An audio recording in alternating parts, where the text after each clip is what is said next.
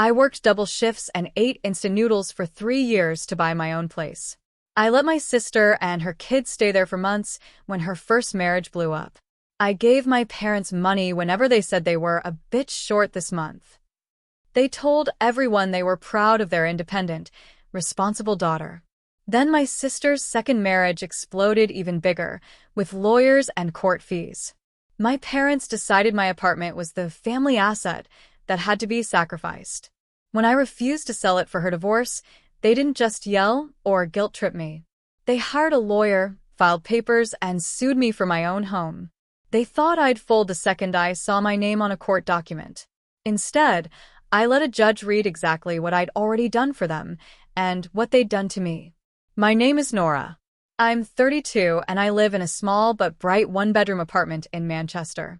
I'm a project manager for a construction company, which is a fancy way of saying I spend my days making sure things get built roughly when and how they're supposed to.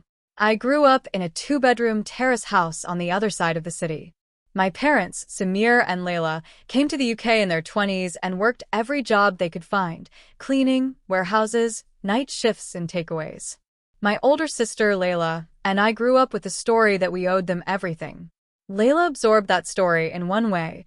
She decided the best way to pay them back was to marry up and give them a glamorous life by proxy. I absorbed it differently.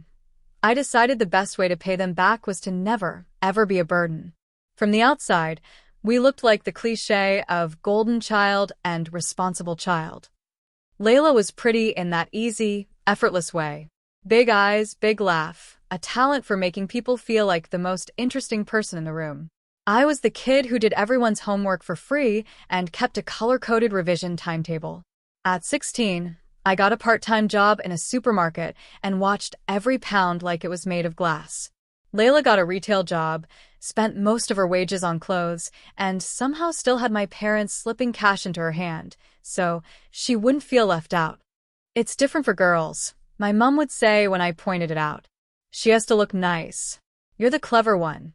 You'll be fine. I was fine. I got into university, commuted from home to save money, worked evenings, and graduated without the kind of debt my friends had. After that, I went straight into entry-level admin at a construction firm and slowly dragged myself up. While I was drafting spreadsheets, Layla was dating a guy named Ryan who had a leased BMW and a loud laugh. They got married when I was 24 and she was 26 in a huge hotel my parents absolutely could not afford but insisted on because it's the only wedding we'll ever have. I slipped them £3,000 from my savings to cover the photographer and some of the bar bill. They thanked me with watery eyes and many blessings. It felt good, then. Like I was doing what a good daughter was supposed to do. 2 years later, that marriage collapsed under the weight of Ryan's gambling habit and a trail of other women. Layla came back home with a toddler and a bin bag of clothes. My parents' house was tiny. I just had my offer accepted on this apartment. Nothing fancy, but mine. I hadn't even moved in yet. Let them stay with you for a bit, my mom said, like she was asking me to water a plant. Just until we sort things out. A bit turned into 9 months.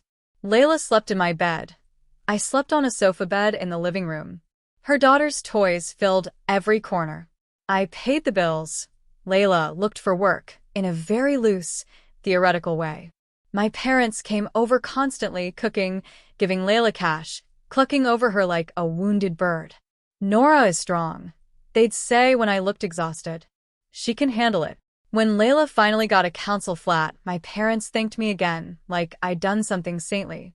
I told myself it meant something that when they talked about our apartment, sometimes they included me in the word our. Back then, I didn't hear the warning in that. I spent the next few years rebuilding my own life in that space. I decorated it in pale colors and plants, watched my savings grow again, got promoted twice. I gave my parents money quietly every month, an extra £200 here, £300 there, because the gas bill was killing us, or Dad's car insurance went up.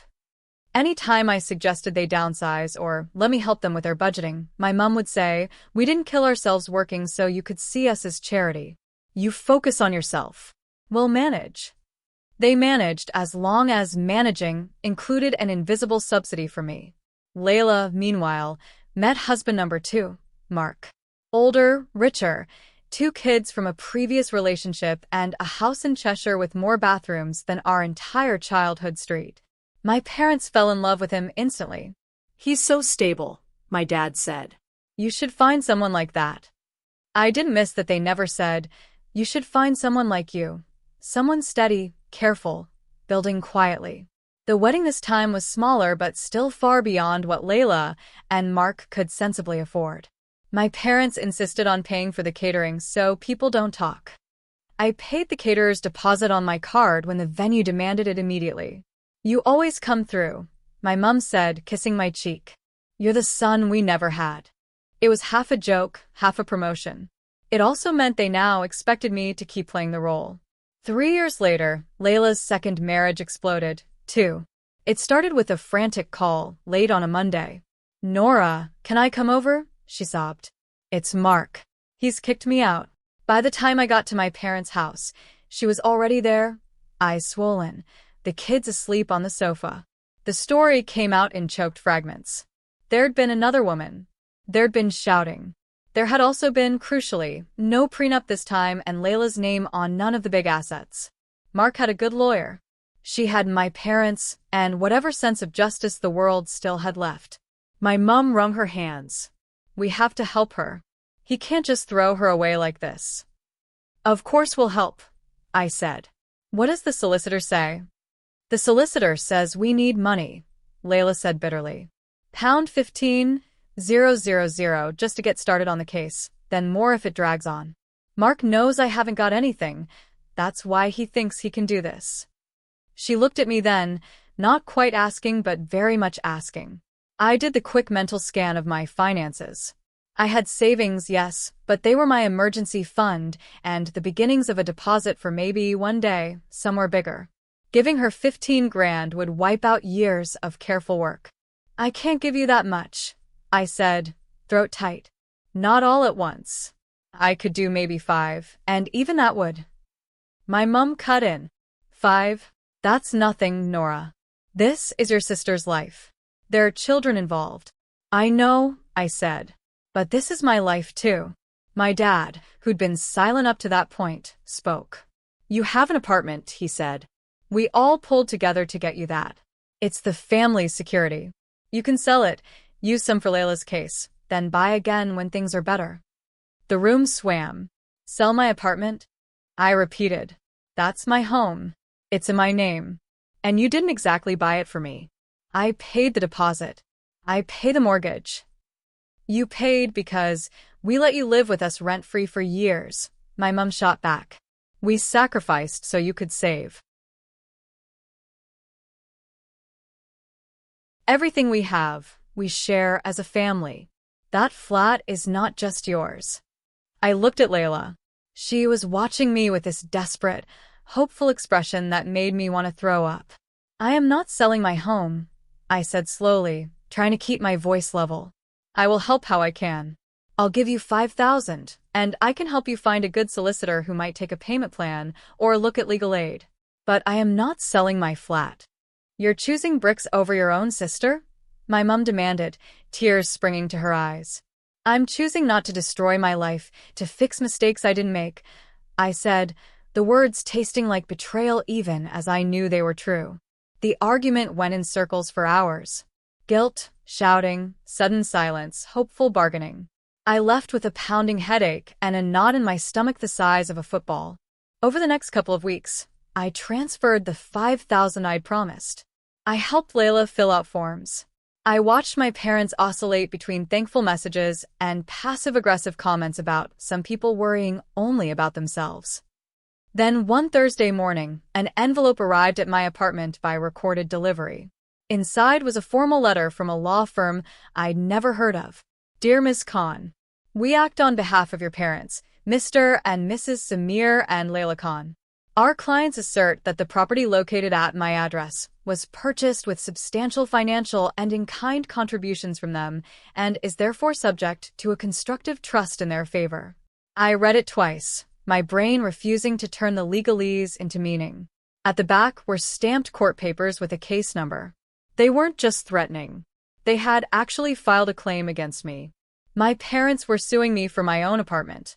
I sat down on the floor, the letter trembling in my hands, and realized two things at once. First, I was going to need a lawyer. Second, for the first time in my life, I was done trying to be the good daughter who fixed everything. The letter sat on my lap like something radioactive. I took photos of every page on my phone, then called the only person I could think of who wouldn't immediately tell me to just make peace, my friend Jess from work. She picked up on the second ring. "Hey, what's up?" "My parents are suing me," I said. There was a beat of silence. "Okay," she said slowly. "That's not the sentence I expected today. Start from the top." By the time I finished explaining, my throat hurt. "You need a solicitor," she said. "A proper one. No more WhatsApp arguments with your mom at midnight." She recommended a firm her sister had used in a property dispute. I emailed them the scanned letter before I lost my nerve. The next afternoon, I was sitting in a glass-walled office across from a woman in her 40s, named Priya. She wore a navy suit and had the kind of calm, alert eyes that made me feel both exposed and oddly safe. "I've read the claim," she said, tapping the file. "Your parents are alleging that, although the flat is legally in your name, it was purchased with substantial contributions from them and is held on constructive trust, partly for their benefit." "In English?" I asked. "In English," she said.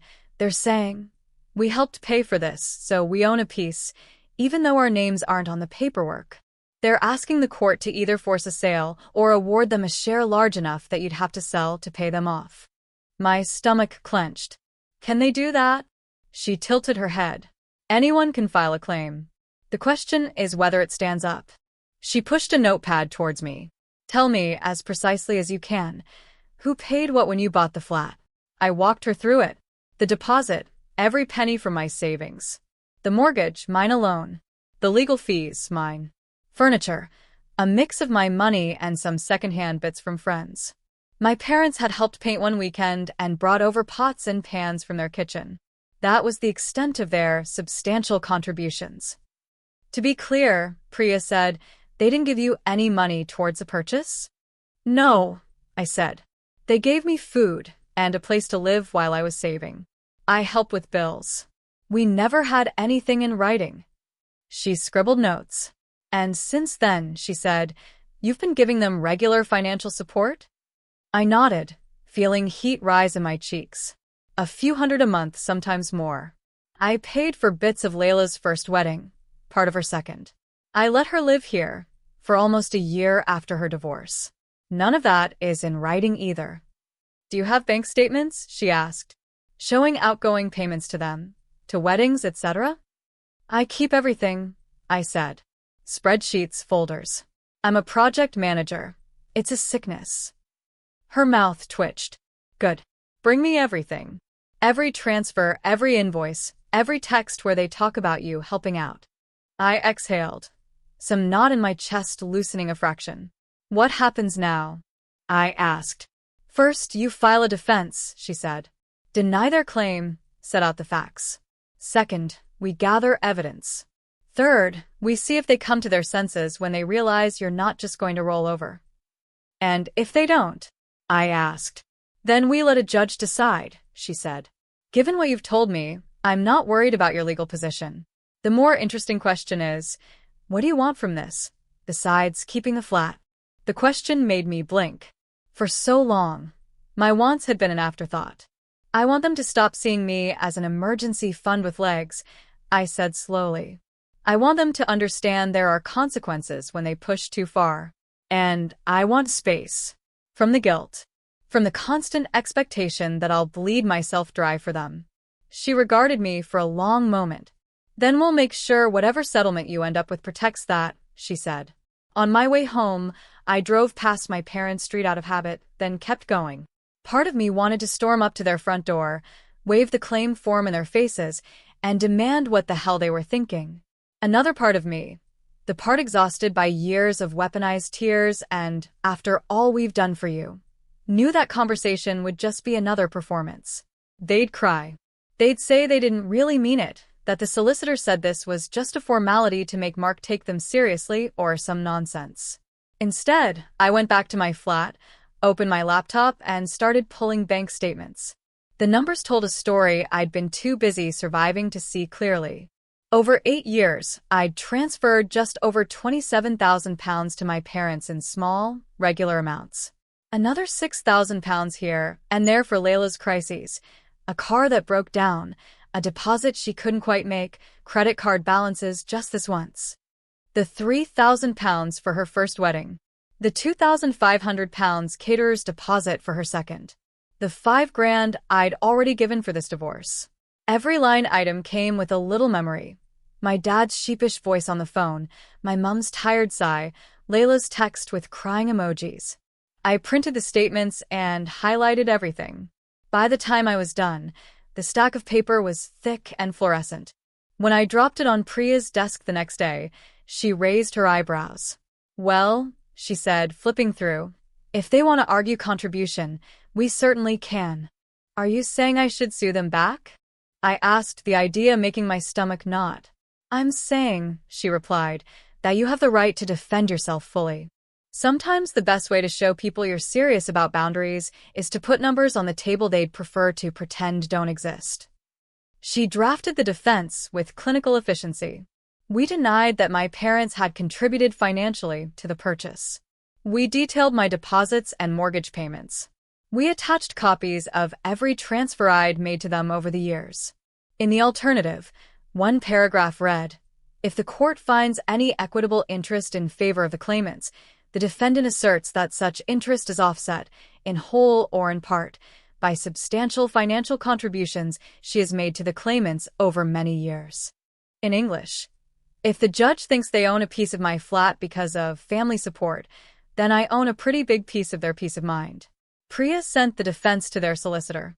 "Do you want to call them?" she asked. "Try and resolve this personally?" I thought about my mum's face when I'd refused to sell.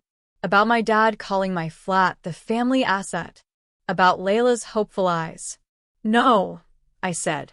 "I think I've had enough conversations where I'm the only adult in the room." She nodded. "Then from now on, tell them all communication about the case goes through me." The next time my mum called, I let it go to voicemail. Her message was half outrage, half hurt. "How could you send a lawyer after us?" she demanded. "We are your parents. You make us sound like beggars. After everything we've done for you." I listened once, then forwarded the audio file to Priya with a brief note, for context. Then I texted my mum one sentence. "Mum, anything about the case has to go through my solicitor now. I'm not discussing it directly." She called back immediately. I didn't pick up. That was the turning point. Up until then, a part of me had still been trying to win them back, to prove I was good by sacrificing just a bit more, explaining just a bit more. From that point on, I stopped defending myself to them and let the paper trail speak. They didn't like it. My dad left a voicemail next, his voice tight, with controlled anger. "So this is how you treat your parents," he said. "Like we're strangers. You think a stranger would have let you live in our house all those years? A stranger would have watched your sister's children so you could work late?" I deleted it before he finished. At family gatherings I didn't attend, according to a cousin who still spoke to me, the story shifted. "Nora is ungrateful. Nora thinks she's better than us now. Nora is letting some lawyer turn her against her own blood." They all conveniently skipped the part where they'd put their names on a claim against me first. Layla, to her credit, tried a different approach. She showed up at my flat one evening unannounced, the kids at her mom's. When I opened the door and saw her, my gut clenched. For a second, muscle memory took over. I almost stepped aside automatically, almost said, "Come in, what's wrong? How can I help?"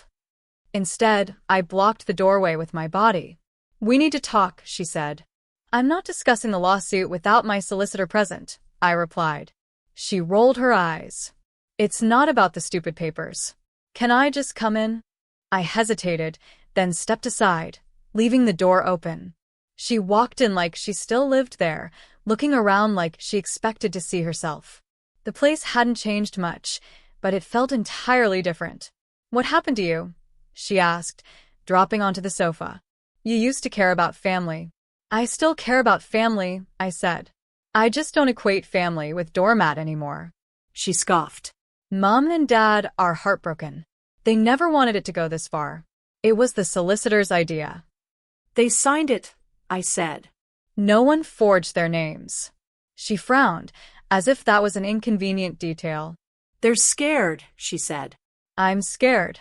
Without a good lawyer, Mark will steamroll me. You know what he's like. You're really going to stand by and watch that? I've already given you thousands, I said quietly. I let you live here for nearly a year, while I slept on my own sofa. I am not selling my home to pay another lawyer while you keep choosing men who treat you like trash. She flinched. For a second, guilt pricked me. Then I remembered the court papers with my parents' names. You think you're so much better than us now, don't you? She spat. Your little flat, your little job. You think that makes you superior. I think it makes me responsible for my own life, I said. That's all. She stood up, grabbing her bag. When this is over, she said, don't come crying when you realize you've got no one left. I watched her walk out, the door closing with a soft click instead of a slam. The old me would have chased her, sent long messages explaining, called my mum sobbing, tried to hold the family together with both hands. Instead, I locked the door, made a cup of tea, and emailed Priya about the visit, just in case. The months that followed were strangely steady. There were forms to fill out, disclosure lists to complete, timetables from the court. At work, I kept my head down and got on with it. Jess and a couple of close friends knew the basics. They carried me through the worst days with late-night wine and terrible reality TV. Every time the guilt swelled, usually after an especially sharp voicemail from my mum or some cousin's passive-aggressive Facebook post, I'd pull out the thick folder of statements and letters. The evidence of my years of quiet giving sat there in black and white. It didn't erase the pain, but it reminded me that protecting myself now wasn't some sudden betrayal. It was a long overdue correction. By the time the court date approached, I wasn't shaking with fear anymore. Nervous, yes. Sad often. But underneath that, something solid had formed. I wasn't going to court to punish my parents. I was going so that a neutral stranger in a robe could confirm something I already knew, that my home, my work, my boundaries were mine, and that no amount of emotional blackmail could change the fact that they had chosen to treat me like a resource, not a daughter. The courtroom was smaller than I'd imagined. No dramatic gallery, no echoing ceilings, just beige walls, a tired-looking judge, 2 tables with flimsy nameplates, and a handful of strangers waiting for their own hearings. My parents sat at the table opposite mine, side by side in their best clothes. My mum had a scarf draped over her hair the way she did for weddings and funerals. My dad's hands were folded so tightly I could see the whites of his knuckles. They didn't look at me. Priya leaned over and murmured, "Remember, you just tell the truth. You've got the paperwork. They've got stories." It helped. Their solicitor went first, laying out their claim in that careful, polished way lawyers have when they're trying to make something sound more reasonable than it is. He spoke about family solidarity, about shared sacrifice, about in-kind contributions like housing me into my 20s so I could save. My clients, he said, come from a culture where individual property is less important than family welfare. They do not seek to dispossess their daughter, merely to recognize that this flat was always understood to be a family resource, now urgently needed to help another daughter escape an unjust situation. On the words, another daughter, my mum sniffed loudly. It was a good story if you didn't know the rest of it. Then it was our turn. Priya stood, adjusting her glasses. She opened the bundle to a highlighted page. These, she said, are regular transfers from Ms. Khan to her parents, totaling over £27,000 across 8 years. Here is payment of £3,000 toward her sister's first wedding. Here is £2,500 for the second. Here is the £5,000 she has already contributed toward the current divorce proceedings, none of which the claimants mentioned in their claim. The judge, a middle-aged man with kind but tired eyes, leafed through the pages, his brow furrowing slightly. Priya continued. Ms. Khan has also provided extensive in-kind support, housing her sister and niece for 9 months in the very flat the claimants now seek to control, at cost to herself. The picture that emerges is not of parents who funded their daughter's property, but of a daughter who has consistently subsidized her family. Silence settled over the room. My mom stared at the table. My dad's jaw clenched. The judge looked up. "I'll need to hear from Ms. Khan directly," he said. "And from the claimants." My legs shook when I stood. The clerk swore me in. I sat, palms resting on the edge of the witness table. Priya's questions were straightforward. I confirmed my income at the time I bought the flat, the amount of my savings, the details of the mortgage. I explained as factually as I could the months Layla had lived with me, the monthly transfers to my parents. "Why did you make those payments?" Priya asked. "Because they said they were struggling," I said. "Because I believed it was my responsibility to help. Because I love them." My voice wobbled on the last part, but I let it. It was the truth. "Did you ever agree," she asked, verbally or in writing, "that your parents would own a share of your flat?" "No," I said. "It was always presented as my place. They called it Nora's flat." Outside the courtroom, my parents hovered near the exit with their solicitor. For a brief second, our eyes met. My mom took a step towards me, then stopped when she saw Priya at my side.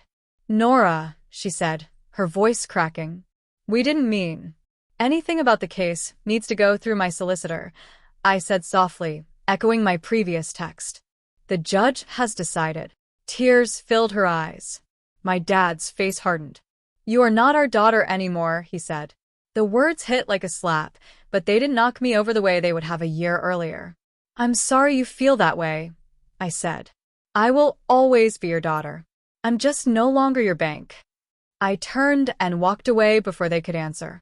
The first night back in my flat after the hearing, I expected to feel triumphant. Instead, I felt empty, tired in a way that wasn't just physical. I sat on my sofa, looking around at the walls I'd painted, the plants I'd nearly killed and revived, the second-hand table I'd sanded myself. It was the same space they'd tried to claim, the same rooms I'd once given over to Layla and her child without thinking twice. Mine. Not because a judge said so, but because for the first time, I believed it. Weeks turned into months. My parents didn't call. Layla sent a couple of tentative texts. "How are you? Can we talk?" But I wasn't ready. My therapist reminded me that distance can be an act of love for yourself if not the other person. I kept transferring a small standing order each month into a separate savings account labeled Future, the money that might once have gone silently to bail someone out. I didn't know yet whether Future meant a bigger place, travel, or just a cushion, so I'd never again feel tempted to trade my security for their crises. It was enough, for now, that it was mine. One Sunday morning, nearly a year after the court case, there was a knock at my door. When I opened it, Layla was there, alone, wringing her hands. "I know you don't want to see me," she said quickly. I was nearby. I wanted to say something. I didn't invite her in, but I didn't shut the door either. "What is it?" I asked. She swallowed. "The case was wrong," she said. "Mom and Dad shouldn't have done that. I shouldn't have let them." The admission startled me. "You didn't make them sue me," I said. "I didn't stop them," she replied, "because it was easier to let them aim all that panic at you than at me." Her eyes filled. "I wanted you to fix it," she said. "Like you always do." "I'm sorry." Silence stretched between us. "I'm working now," she added, almost defensively. "Got a part-time job at the school. Not glamorous, but I'm trying not to depend on anyone." "That's good," I said, and meant it. She took a breath. "I'm not here to ask for anything," she said. "I just wanted you to know I get it now. About boundaries. About how ugly it can get when you don't have them." I looked at her, the woman I'd grown up thinking the world revolved around, and saw, for the first time, the cracks in the role she'd been given. "We can maybe talk more," I said slowly. "Later. Somewhere neutral. But I'm not ready to go back to how it was." "I don't want how it was," she said. "That's kind of the point." We exchanged small, tentative smiles. Then she left. I closed the door, leaned my forehead against it for a moment, and breathed. The revenge I got wasn't about making my parents suffer. They still have their house. They still have their community, who will probably take their side in story retellings. They might never admit they were wrong, not out loud. But they lost something they'd taken for granted my entire adult life, the assumption that I would always choose their crises over my own stability. They lost the invisible credit line in my name. I gained something harder to quantify, but far more valuable. I gained the knowledge that I can love people without funding their every bad decision. That I can set a boundary and hold it, even when the people crossing it share my face. If you've grown up hearing that family comes before everything, it can sound selfish to say, not when everything means my safety, my home, my future. It isn't. Sometimes the most loving thing you can do for yourself and eventually for them is let a judge, a piece of paper, or even just your own clear no draw a line where no one else ever has. My parents sued me to turn my life into the family's emergency fund. I taught them, calmly and with legal receipts, that I am not an asset to be liquidated. I'm a person with a life of my own. And that's one thing no one mother, father, sister, or stranger gets to take from me ever again.